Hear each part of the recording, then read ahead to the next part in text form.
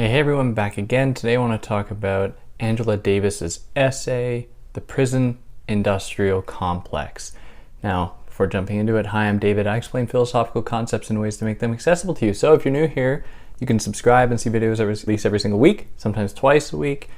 If you're new here and you found this on YouTube, you're going to be able to find just the audio on pretty much any podcast platform if you prefer that. If you found this as a podcast, you're going to be able to find it on YouTube where there's sometimes video, like right now. And that's great. If you like what I do, you can like, share, subscribe. You can follow me anywhere other than here, like Instagram, Twitter, TikTok, Twitter. I don't even know. It's not even called that anymore.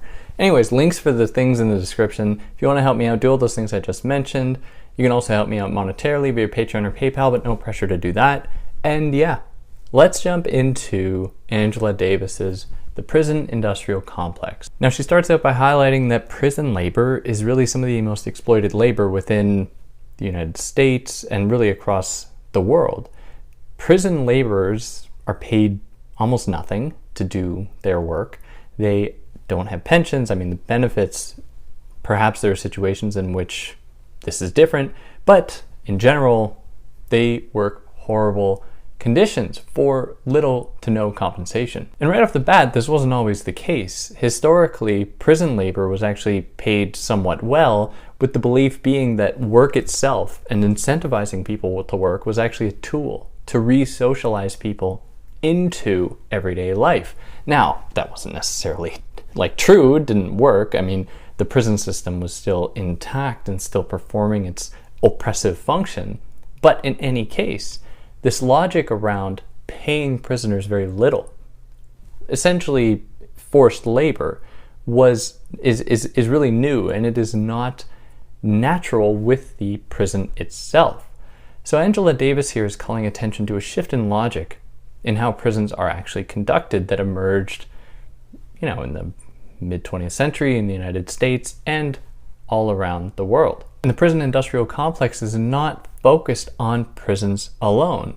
The prison industrial complex is a term that encapsulates a wide constellation of other institutions as well, including the media, government, various corporations, that all have an interest in the existence of prisons that are able to employ people cheaply, really without option, and as a consumer for many products. So corporations will strike deals with prisons and sell them products for their prisoners. And so there are vested interests in the existence of prisons and the continued expansion of prisons. Now, this comes at a time as well, especially in the 70s and 80s in the United States, really thinking about California a lot. All the other states are implicated as well. Prison sizes were increasing, new prisons were being erected as crime was going down. So what was going on here? I mean, clearly prisons were not being built to satisfy a demand for a place to put criminals. Instead, there must have been something else going on. And the inclusion of these other institutions reveals for Angela Davis that it corresponds to a logical turn, a change in logic around what it means to be a criminal and what that criminal can do, not necessarily in atoning for their sins, apparently, or for having done something wrong, but how they can be productive for those very logics, specifically the logics of capitalist exploitation in the United States and all around the world. So Angela Davis didn't come up with this term, the prison industrial complex, and really she's not credited with being the most vocal person about it. People before Angela Davis was talking about this, like Mike Davis, many other activists in the 90s, activists coming out of the anti-Vietnam protests when people were criticizing what they called the military industrial complex. Many people were talking about the prison industrial complex before Angela Davis came onto the scene, but what she brought to it was really a strong understanding of both the role of capitalism and racism in encouraging the emergence of this logic of the prison industrial complex and how it resonates with these broader systems of the capitalist relations of production and white supremacist racism that continually tries to imprison black people as a source for cheap labor. So it's important to really credit these activists beforehand, especially Mike Davis, in contributing to these discussions, really bringing this discussion to the forefront. So I mentioned of all the institutions that the media is involved, and the media serves many functions in normalizing prisons, in that they constantly air content about crime. That is, they follow the basic moniker, if it bleeds, it leads. And what that does is it convinces people that crime is running rampant, and that therefore government institutions, the government itself, and private enterprises are justified in creating more prisons to deal with the onslaught of crime within the United States and elsewhere. And not to mention, of course, that there are various shows that aren't the news, like Law and Order, Criminal Minds, you name it, that normalize the idea that there are good people and bad people. The good people belong to the institutional side of government, of the justice system, and then bad people are the ones who the people working in the institution are trying to catch. And these shows never actually really unpack any kind of nuance here. Instead, they sell people the idea that there are bad people and good people. And we know, of course, what happens to bad people. It's how every single one of these episodes concludes. Are they going to end up in jail? And we just treat that as being a totally normal progression of dealing with someone who has broken an established rule, when that is far from the only way to deal with someone who has broken a rule. Not to mention, these shows never actually provide people the broader historical and social understanding to really grapple with the phenomenon of crime itself, how it is highly contextual, how there are other social factors that contribute to people committing crime. Not to mention as well the seeming rise or obsession with crime podcasts, obsession with hearing about criminals getting caught, hearing about criminals evading arrest, and how that really fascinates us and compels us to follow such cases and to really strive for justice and to contribute to a culture of fear that sees anyone as being a potential criminal. See something, say something, as certain crime podcasts really love to communicate. But if the person who is seeing happens to be racist, then any person of color might be someone worth calling the police on. And so we see here that crime is by no means just a neutral reflection of having committed a wrong in the world. It very much goes down racial, social lines in order to contribute to a norm, in order to uphold various hierarchies that have been established. So there are many connections to be drawn between the prison industrial complex and the military industrial complex. So many people have written on the military industrial complex, like Noam Chomsky, for example, and people who have really called attention to how the military industrial complex has become bedfellows with the prison industrial complex. And this is put on full display when we see the type of tactical gear that police officers are able to use against people protesting in the streets, for example, like military-grade machinery and equipment to stop public unrest, to maintain normalcy, quote-unquote normalcy, through force, with the help of a military-industrial complex that is making tons of money off of the production of these weapons, of these new technologies that are sold to police, to prisons, to maintain control, to maintain order. And so there's an entire private enterprise in just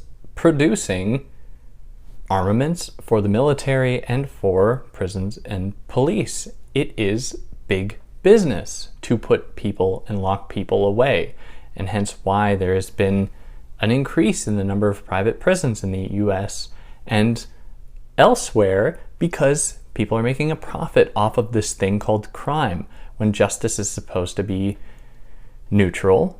It, in fact, there are many different interests wrapped up in it, mostly monetary interests. Now, even though there are these private economic interests, governments just throw money into prisons as well. And every single dollar that is spent in these prisons is taken away from another social policy, from another social institution. They could actually go to helping people, like putting more money into schools, and paying teachers, and paying doctors and nurses, and putting money into hospitals, and putting money into after-school programs. You have it in public transport.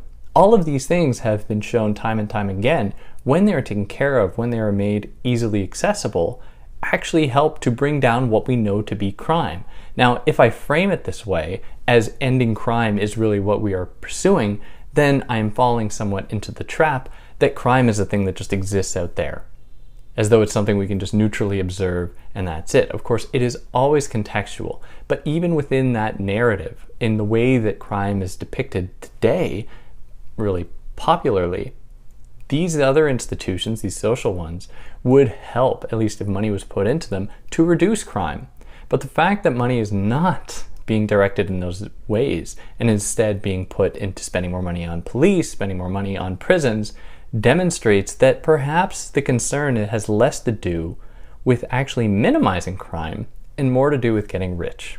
Or to have prison populations, or people within prisons, to be, cheap labor, which another way to get rich. But there's also a history here, especially in the United States, of using imprisoned people as medical guinea pigs, using them as test subjects for various different medical procedures, for like skincare treatments and stuff. Even though stuff, without it being tested, just treating these people as being less human than anybody else, as though they do not deserve basic fundamental human rights. Now, when Angela Davis was writing this essay in the early 2000s, she identifies that at the time, the racial population or makeup of imprisoned people in the United States, and I think I've used the term prisoners, really it should be imprisoned people, they do not become, it's not as though they change ontologically in their being to become something else. They are the same person but have been imprisoned. It's really how they should be spoken about.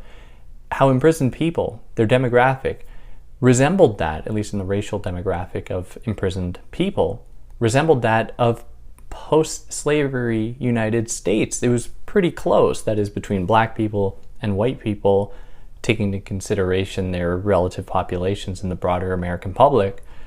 And this signals to Angela Davis that the effects of slavery on enslaved people, on black populations all throughout the United States, that legacy has very much continued to this day, where after slavery had ended, one of the tools that previous slave owners had used was to mount pressure on policymakers, unless they were policymakers themselves, mount pressure on policymakers to make it easier to incarcerate black people so that they could then be easily used for cheap labor, so that they could be more easily exploited, almost throwing them back into slavery once again. And the fact that we were seeing this demographic makeup be somewhat similar reveals that things haven't changed all that much. Like, yeah, sure, things have gotten better, but we are far from actually remedying the evils of the past in terms of slavery and racial oppression in the United States and elsewhere. So what to do in the face of this? Well, really the big aim is not just to oppose prisons. Really, we must oppose the entire logic of capitalist exploitation, of racial exploitation, and the logic of imprisonment and the belief in criminality itself as being a thing out there.